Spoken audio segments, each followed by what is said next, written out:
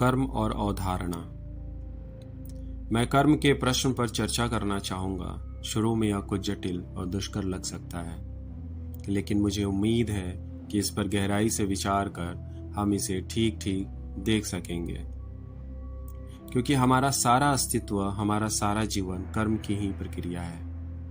हम में से ज्यादातर व्यक्ति कर्मों की एक श्रृंखला के बीच जीते हैं और वे कर्म कहीं से भी आपस में जुड़े हुए या संबंधित नहीं लगते और इसलिए विघटन व कुंठा की ओर ले जाते हैं। यह एक ऐसा प्रश्न है जिसका हम में से प्रत्येक के साथ संबंध है, क्योंकि हम कर्म से ही जीवित रहते हैं और बिना कर्म के न तो कोई जीवन है, न कोई अनुभव, न कोई चिंतन।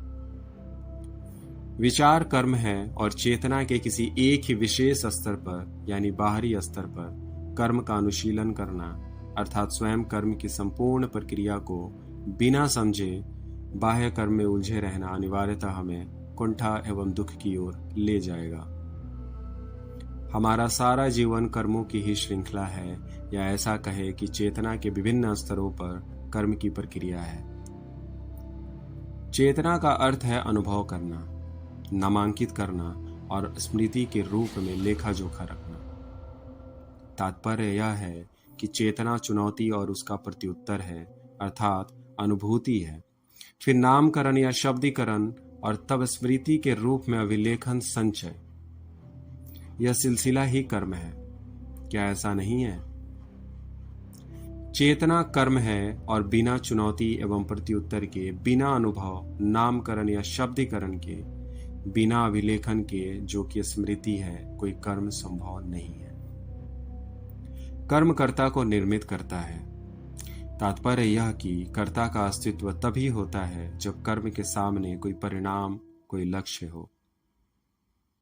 यदि कर्म में परिणाम का कोई सरोकार ना हो तो कर्ता भी नहीं होगा, लेकिन यदि कोई लक्ष्य या परिणाम सामने है तो कर्म कर्ता को निर्मित कर देगा। इस तरह कर्ता, कर्म और लक्ष्य या परिणाम एक ही प्रक्रिया है जो तभी अस्तित्व में आती है जब कर्म का कोई दृष्टिगत लक्ष्य होता है। किसी परिणाम के लिए कर्म करना ही संकल्प है, अन्यथा संकल्प का प्रश्न ही कहाँ है। किसी लक्ष्य को पाने की इच्छा संकल्प है और यही करता है। यानी मैं कुछ हासिल करना चाहता हूं, मैं किताबें लिखना चाहता हूं, मैं धनी होना चाहता हूं या चित्रकार बनना चाहता हूं। हम इन तीनों स्थितियों में यानी कर्ता, कर्म और लक्ष्य से परिचित हैं। यही हमारा नित्य प्रति का जीवन है। जो है मैं उसकी ही बात कर रहा हूं, लेकिन जो है उसे कैसे बदला जाए, यह हमारी समझ में तभी आएगा जब हम उसकी बारीकी से पड़ताल करेंगे, ताकि उस बारे में कोई भ्रम, पूर्वाग्रह या पक्षपात ना रह जाए। अब ये तीन स्थितियां कर्ता, कर्म और परिणाम, जिनसे हमारा अनुभव निर्मित होता है, निसंदेह कुछ बनने की प्रक्रिया है। अन्यथा बनने जैसा कुछ नहीं होता, या होता है। यदि कोई कर्ता ना हो और किसी लक्ष्य के लिए कोई कर्म ना हो तो कुछ बनना नहीं हो सकता। लेकिन जो जीवन हम जीते हैं, हमारा नित्य प्रति का जीवन, कुछ बनने की ही प्रक्रिया होता है। मैं निर्धन हूं और धनी होने का लक्ष्य रखकर अपने क्रियाकलाप करता हूं। मैं क्रूप हूं और सुंदर बनना चाहता हूं, इसलिए मेरा जीवन कुछ बनते रहने की प्रक्रिया है। चेतना के अलग अलग स्तरों पर, अलग अलग अवस्थाओं में जहां चुनौतियां हैं, प्रत्युत्तर हैं, नामांकन व अभिलेखन की क्रियाएं हैं, वहां जीवित रहने की चाह कुछ बनने की चाह से भिन्न नहीं है। और इस बनने में संघर्ष है, पीड़ा है। क्या ऐसा नहीं है? यह एक अनवरत संघर्ष है। मैं यह हूं और वह मैं बन जाना चाहता हूं। इसलिए समस्या यह है कि क्या इस बनने की प्रक्रिया के बिना भी कर्म संभव है? क्या बिना इस पीड़ा के, बिना इस सतत संघर्ष के कर्म नहीं हो सकता? यदि कोई लक्ष्य नहीं है तो कर्ता भी नहीं है, क्योंकि लक्ष्य के साथ कर्ता भी आ जाता है। अतः बिना किसी लक्ष्य के और इस प्रकार बिना किसी कर्ता के क्या कोई कर्म हो सकता है? यानी किसी भी परिणाम की इच्छा के बिना ऐसा कर्म कुछ बनना नहीं होगा और इसीलिए वह किसी प्रकार का संघर्ष नहीं होगा। अनुभवकर्ता और अनुभव के बिना भी कर्म की अनुभूति की स्थिति होती है। यह बात दार्शनिक लग सकती है, लेकिन वास्तव में है बड़ी सरल। अनुभव करने के क्षणों में आपको अनुभव से अलग किसी अनुभवकर्ता का बोध नहीं होता। वहां आप बस अनुभव करने की अवस्था में होते हैं। एक बड़ा सरल उदाहरण लीजिए। आप क्रोध में हैं। क्रोध के उस क्षण में ना तो अनुभव करता है ना अनुभव, लेकिन अनुभूति है। बस अनुभव करना है। लेकिन जैसे ही उस क्षण से आप बाहर आ जाते हैं, अर्थात अनुभव करने के तुरंत बाद, तो अनुभव करता भी होता है और अनुभव भी करता भी होता है, और फल की अभिलाषा से किया गया कर्म भी। इसका मतलब है क्रोध को आप दबाना चाहेंगे या उससे छुटकारा पाना चाहेंगे। हम इस अवस्था में अनुभूति की इस स्थिति में बार बार लौटते हैं, लेकिन हर बार हम उससे बाहर चले आते हैं और उसे कोई शब्द, कोई नाम देकर स्मृति में बिठा लेते हैं और इस प्रकार कुछ बनना जारी रखते हैं।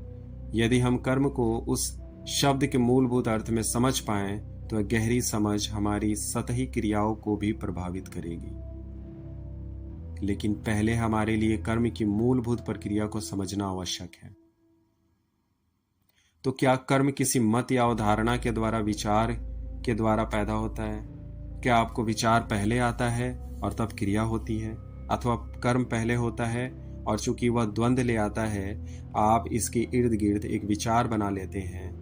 क्या कर्म कर्ता को निर्मित करता है या कर्ता पहले आता है? यह समझना बड़ा आवश्यक है कि इनमें से पहले कौन आता है। यदि विचार पहले होता है तो कर्म उस विचार का अनुसरण भर होता है, और इसीलिए वह कर्म नहीं होता बल्कि अनुकरण, विचार का प्रभाव होता है। इस बात का समझ में आना बड़ा जरूरी है, चूंकि हमारा समाज मुख्यतः बौद्धिक या शाब्दिक स्तर पर रचित है। हम सभी में विचार ही पहले आता है और तब कर्म उसका अनुगमन करता है। उस अवस्था में कर्म किसी विचार का सेवक रह जाता है, और निश्चित ही केवल विचारों और धारणाओं को रचते रहना कर्म के लिए हानिकारक होता है।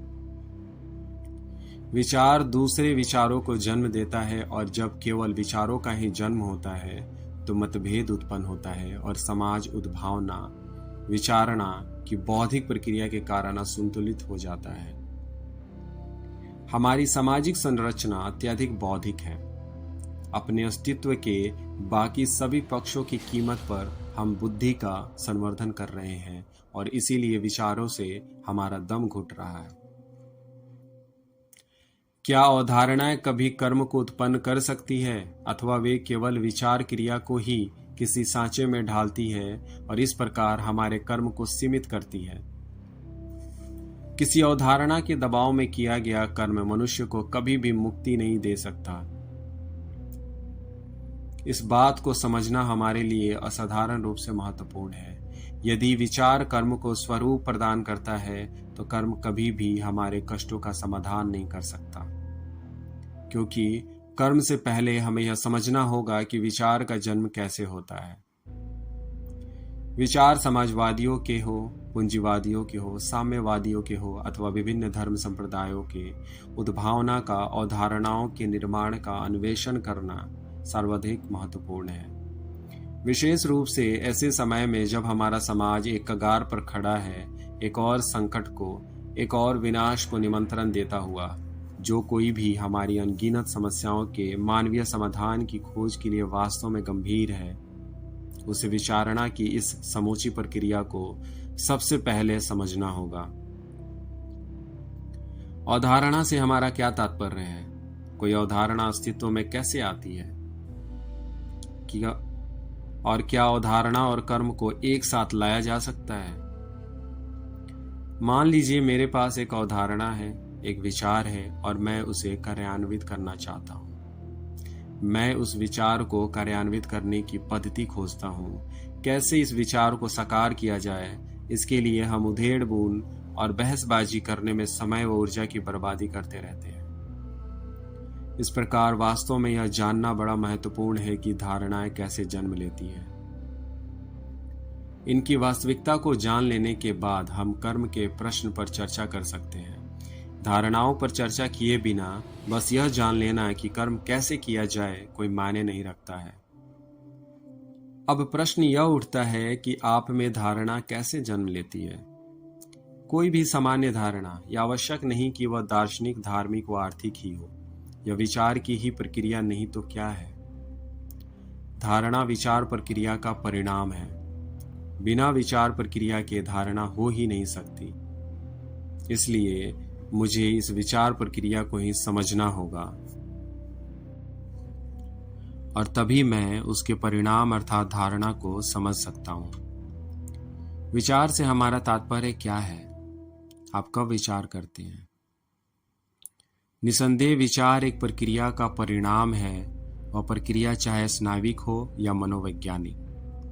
वह या तो इंद्रियों द्वारा किसी विषय के प्रति की गई त्वरित अनुक्रिया है या वह मनोवैज्ञानिक है, अर्थात हमारी संचित स्मृति की प्रतिक्रिया।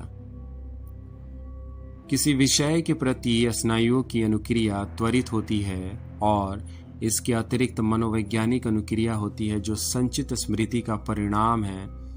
उसके पीछे किसी जाति, समूह, गुरु, परिवार, परंपरा आदि का प्रभाव होता है। इसी सब को आप विचार कहते हैं। अतः विचार क्या स्मृति का ही प्रत्युत्तर नहीं है? यदि आपके पास स्मृति ना होती तो विचार भी ना होते। किसी अनुभव के प्रति स्मृति का प्रत्युत्तर ही विचार प्रक्रिया को कार्यरत करता है। मान लीजिए, उदाहरण के लिए मैं अपने को हिंदू कहता हूं और मेरे पास राष्ट्रवाद की संचित स्मृतियां हैं। विगत अनुक्रियाओं, कर्मों, निष्कर्षों, परंपराओं, रीति रिवाजों की स्मृतियों का यह भंडार किसी मुसलमान, बौद्ध या ईसाई की चुनौती का प्रत्युत्तर देता है। इस चुनौती के प्रति स्मृति का यह प्रत्युत्तर अनिवार्यतः विचार प्रक्रिया को जन्म देता है। अपने अंदर कार्यरत इस विचार प्रक्रिया को आप सावधानी से देखेंगे तो इसकी सच्चाई की परख अपने आप हो जाएगी। किसी ने आपका अपमान किया है और वह आपकी स्मृति में रहता है। वह आपकी पृष्ठभूमि का अंश बन जाता है। जब आप उस व्यक्ति से मिलते हैं जो कि एक चुनौती है, तो उस अपमान की स्मृति ही आपका प्रत्युत्तर होती है। इस प्रकार स्मृति का यह प्रत्युत्तर जो कि विचार प्रक्रिया है, धारणा को जन्म देता है। अतः धारणा सदा संस्कारबद्ध होती है और यह समझ लेना आवश्यक है। इसका अर्थ यह हुआ कि धारणा विचार प्रक्रिया का परिणाम है, विचार प्रक्रिया स्मृति का प्रत्युत्तर है और स्मृति सदा संस्कारबद्ध होती है। स्मृति सदा अतीत की ही होती है और कोई भी चुनौती उस स्मृति को वर्तमान में नए सिरे से जीवित कर देती है। स्मृति का अपना कोई जीवन नहीं होता। जब कोई चुनौती सामने खड़ी होती है तब वर्तमान में वह जिंदा हो जाती है और समस्त स्मृति, वह सुषुप्त हो या सक्रिय, संस्कारों में जकड़ी होती है। क्या ऐसा नहीं होता? इसलिए एक बिल्कुल ही अलग दृष्टिकोण का होना जरूरी है। आपको अपने अंतर में स्वयं यह पता लगाना होगा कि क्या विचार के आधार पर कर्म कर रहे हैं या कर्म बिना विचार प्रक्रिया के भी हो सकता है। आइए हम इसका पता लगाएं कि यह क्या है ऐसा कर्म जो कि धारणा पर आधारित नहीं है। आप कब बिना धारणा बनाए कर्म करते हैं? ऐसा कर्म कब होता है जो अनुभव का परिणाम नहीं है? जैसा कि हमने कहा, अनुभव पर आधारित कर्म सीमित करने वाला होता है और इसलिए बाधा बनता है। कर्म जब अवधारणा विचार की उपज नहीं होती है तब वह स्वाभाविक होता है और तब अनुभव पर आधारित विचार प्रक्रिया कर्म को नियंत्रित नहीं करती। इसका अर्थ है कि कर्म अनुभव से स्वतंत्र तभी होता है जब वह मन के नियंत्रण से मुक्त होता है। बोध केवल इसी अवस्था में होती है जब अनुभव पर आधारित मन कर्म का निर्देशन नहीं करता, अर्थात जब अनुभव पर आधारित विचार कर्म को आकार नहीं देता। विचार प्रक्रिया न हो तो कर्म क्या है? बिना विचार प्रक्रिया के क्या कर्म संभव है? अर्थात मैं एक पुल, एक मकान बनाना चाहता हूं मैं उसकी तकनीक जानता हूँ और वह तकनीक मुझे बताती है कि मैं उसे कैसे बनाऊं। उसे ही हम कर्म कहते हैं। कविता लिखना, चित्र बनाना, राजकीय एवं सामाजिक दायित्व निभाना, समाज और परिवेश के लिए जो उचित हो वह करना, ये सभी कर्म हैं। ये सभी किसी ऐसी अवधारणा या अतीत के अनुभव पर आधारित है जो कर्म को स्वरूप प्रदान करते हैं।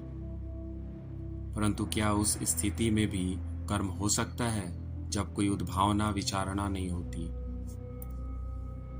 निसंदेह जब विचार का अंत हो जाता है तब ऐसा कर्म संभव होता है, और विचार का अंत तब होता है जब प्रेम है। प्रेम स्मृति नहीं है, प्रेम अनुभव नहीं है। जिससे प्रेम किया जाए उसके बारे में सोचना प्रेम नहीं है, क्योंकि तब वह विचार मात्र है। आप प्रेम के विषय में विचार नहीं कर सकते। आप उस व्यक्ति के विषय में विचार कर सकते हैं जिससे आप प्रेम करते हैं या जिसके प्रति आपकी निष्ठा है। अपने गुरु, अपने आदर्श, अपनी पत्नी, अपने पति के प्रति। परंतु विचार प्रतीक वह यथार्थ नहीं है जो प्रेम है।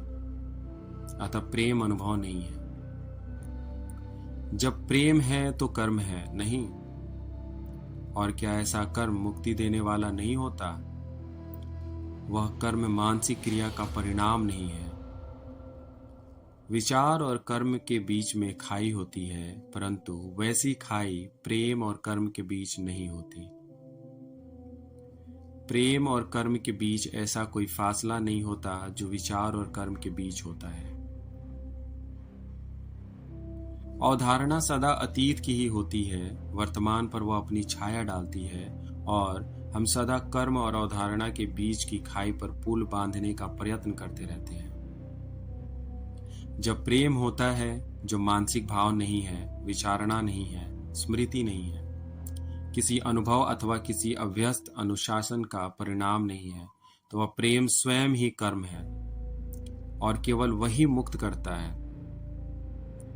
जब तक मन की गतिविधि जारी है तब तक अनुभव से निर्मित अवधारणा कर्म को आकार देती है, तब तक मुक्ति संभव नहीं। और जब तक वह प्रक्रिया बनी रहती है समस्त कर्म सीमित है। इस सत्य को जान लेने पर ही उस प्रेम का स्वरूप अभिव्यक्त होता है जो मानसिक प्रक्रिया नहीं है और न जिसके बारे में आप विचार ही कर सकते हैं। विचार कैसे उत्पन्न होते हैं, कर्म कैसे विचारों से उत्पन्न होते हैं, एवं कैसे इंद्रियानुभव के सहारे विचार कर्म पर नियंत्रण रखते हैं और फलस्वरूप उसे सीमा में आबद्ध करते हैं।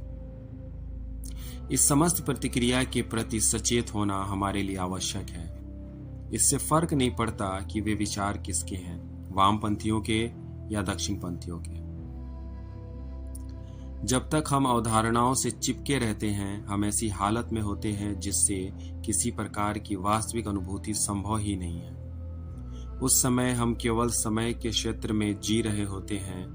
हम या तो अतीत में होते हैं या भविष्य में, और ये दोनों हमें किसी न किसी प्रकार की उत्तेजना देते हैं। जब हमारा मन विचार से मुक्त होता है केवल तभी वास्तविक अनुभूति संभव है।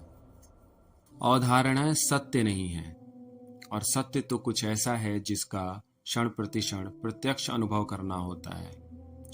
वह कोई ऐसी अनुभूति नहीं जिसे आप चाहे तब तो वह संवेदन मात्र होगा। जब हम विचारों की उस गठरी से मुक्त हो जाते हैं जो कि मैं है, मन है, जो आंशिक या पूर्ण रूप से अपनी निरंतरता बनाए रखता है, केवल तभी जब हम उसके परे जाते हैं, जब विचार बिल्कुल शांत हो जाता है, अनुभव का खिलना घटित होता है, तभी हम जान पाते हैं कि सत्य क्या है।